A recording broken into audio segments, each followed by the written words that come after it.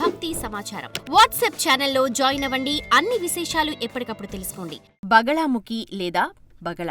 హిందూ మతంలో కాళికాదేవి దశ అవతారాలలో బగళాముఖి అవతారం ఒకటి. ఆమెను ఉత్తర భారతదేశంలో పీతాంబరీదేవి అని పిలుస్తారు. బగళాముఖి దేవి బంగారు సింహాసనంపై చేతిలో పసుపు కమలంతో సముద్రం మధ్యలో ఉంటుంది.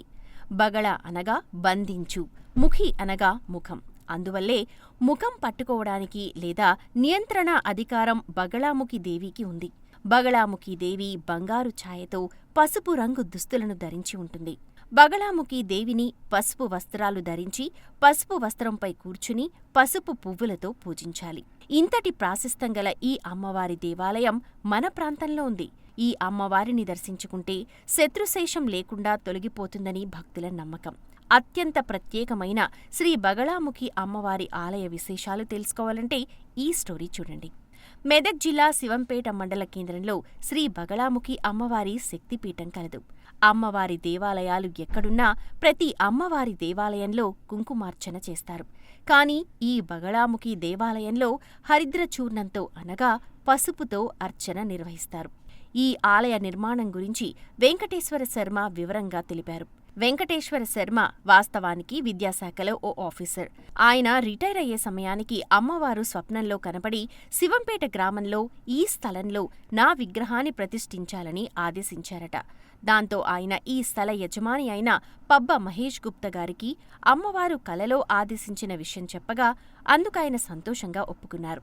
వెంటనే వెంకటేశ్వర శర్మగారు చిన్న దేవాలయాన్ని నిర్మించి పూజలు నిర్వహిస్తూ ఉండేవారు.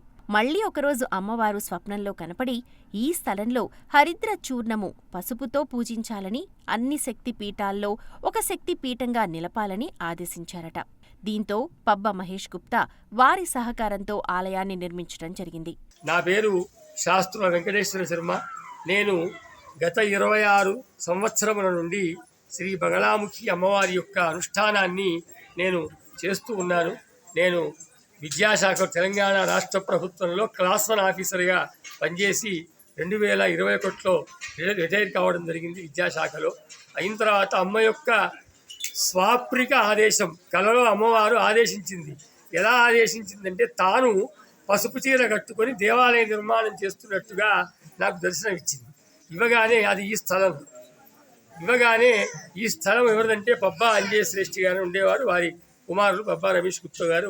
వారికి విషయం తెలియగానే వారు సకుటుంబంగా మళ్ళీ అమ్మవారికి స్థలాన్ని దానం ఇవ్వడం జరిగింది. ఇవ్వగానే సంకల్పం చేసి, అమ్మ మరి నువ్వు చెప్పావు కాబట్టి స్థలం అయితే వచ్చింది, కానీ నిర్మాణం ఎలా అంటే మళ్ళీ ఆమెనే స్వప్నంలో దర్శనమిచ్చి నువ్వు ఏమనుకుంటున్నావో ఒకసారి చెప్పని చెప్పి అమ్మవారు అడిగితే, స్వప్నంలో అమ్మవారికి నేను ఏం చెప్పానంటే, అమ్మ బగళ అంటే బలగములను నివారించేది, అంటే మనుషుల యొక్క కష్టాలను తొలగించేటువంటి ఒకనొక పరాశక్తి.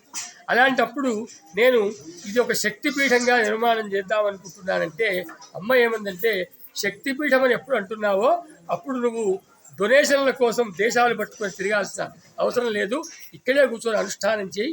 అనుష్ఠానం చేస్తే గనక తప్పకుండా నీ సంకల్పం నెరవేరుతుంది, లేదా ఓ చెట్టు కింద కూర్చొని అయినా పూజ చేసుకో అంటే, నేను నా ధర్మపత్ని విజయలక్ష్మి ఇద్దరము 14 మాసములు ఇక్కడే ఒక బాలాలయాన్ని నిర్మాణం చేసి ఆ బాలాలయంలో కూర్చొని అమ్మవారి కోసం 14 మాసములు తపస్సు ఆచరించడం జరిగింది.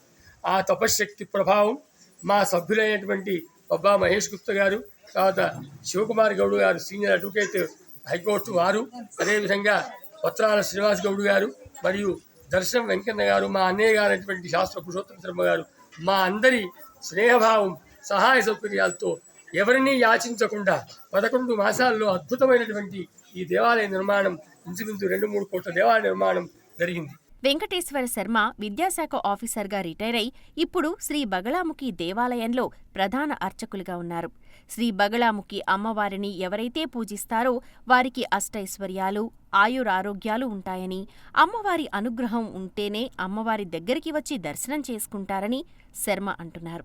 అమ్మవారు కృతయుగంలో దేవతలు ఒక భయంకరమైనటువంటి తుఫాను వస్తే ఒక పసుపు కందకం ఒడ్డున, పసుపు కొలను ఒడ్డున కూర్చొని తపస్సు చేస్తాడు. ఆ తపస్సుకు మెచ్చినటువంటి ఆ పరాశక్తి ఆ పసుపు కందకంలో, పసుపు కొలంలో పసుపు రూపంలో ఆవిర్భవించింది. ఇప్పుడు మీరు దేవాలయాన్ని చూస్తే చుట్టూ మీకు పసుపు కందకం కనబడుతుంది, పసుపు కొలను. అంతేకాదు దశమహావిద్యల్లో మిగతా 9 విద్యలు కూడా ఆ కందకంలో మనకు కనబడతాయి. ఈ పరాశక్తి యొక్క అనుగ్రహం వల్ల సమస్త ప్రాణులు కూడా తమ యొక్క దుఃఖాన్ని తొలగించుకొని సుఖాన్ని పొందుతారు. ఈ క్షేత్రం యొక్క మహాత్మ్యం ఇంత గొప్పది. అమ్మవారిని దర్శించుకున్న ప్రతి ఒక్కరూ ఆయురారోగ్యాలతో మంచి ఉద్యోగాలతో జీవనం గడుపుతారని, అప్పుల బాధ ఉన్నవాళ్లు, శత్రు బాధ ఉన్నవాళ్లు అమ్మవారిని పూజించినచో ఆ బాధలన్నీ తొలగిపోతాయని, ఎలాంటి కోరికలు ఉన్నా నెరవేరుతాయని వెంకటేశ్వర శర్మ అంటున్నారు. ఇక్కడికి వచ్చిన వాళ్ళు ఎవరు అంటే ముందు రావడమే దుర్లభం. అందరితో అదే అంటాను నేను. ఇక్కడికి మీరు వస్తున్నారా, మెట్లెక్కుతున్నారంటేనే ఖచ్చితంగా ఎక్కడో దగ్గర భగవంతుడు మీ నుదుట రాసే రాత మారుతుంది అన్నప్పుడే ఆ మెట్లెక్కుతారు. ఆ మెట్లెక్కారు అంటే చాలు, ఇక ఇక్కడి నుంచి నిండు చేతులతో మనుషులు వెళ్ళడమే తప్ప ఖాళీ చేతులతో వెళ్ళే వాళ్ళు ఎవరూ ఇక్కడ లేరుగాక లేరు. ఇది అమ్మ యొక్క ప్రతిజ్ఞ. బగలేతి మహామంత్రం సర్వేషాం సర్వకామదం. ఎవరెవరైతే బగలా బగలా బగలా అంటారో వారికి సమస్త సుఖాల్ని ప్రసాదిస్తాను అని చెప్పి అమ్మ చెప్పినందువల్ల ఈ క్షేత్రానికి వచ్చేటువంటి అందరూ కూడా క్షేమంగా ఆనందంగా ఉండాలి అని చెప్పి కోరుతూ, ఇప్పుడే అమ్మవారికి అభిషేకం ముగిసింది. ఇక పసుపుతో చెప్పా కదా, అమ్మవారు పసుపు కందకంలో పుట్టిందని. పసుపు కందకంలో పుట్టింది కాబట్టి అమ్మవారికి పసుపు అంటే ఇష్టం. అందుకే అమ్మవారిని పీతాంబా పీతపుష్పాచ పీతవస్త్ర ప్రియా శుభ పీత గంధప్రియా రామ పీత రత్నార్చితా శివ అని అంటారు. For more videos like this, subscribe Big TV channel.